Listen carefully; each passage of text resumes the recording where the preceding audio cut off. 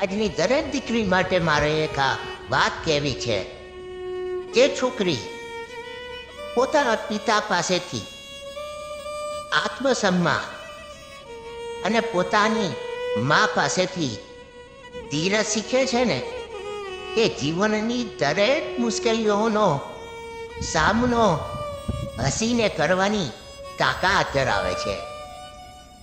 પિતા તેને શીખવે છે કે પોતાની કિંમત શું છે, અને મા તેને શીખવે છે કે દરેક તોફાનને શાંતિથી કેવી રીતે સહન કરવું. આવી છોકરી ભાવનાત્મક રીતે મજબૂત હોય છે. તે કોઈ પણ પરિસ્થિતિમાં ગભરાતી નથી સાહેબ. જ્યારે જીવનમાં સંઘર્ષ આવે છે ને, ત્યારે તે ન રડે છે ન ભાગી પડે છે.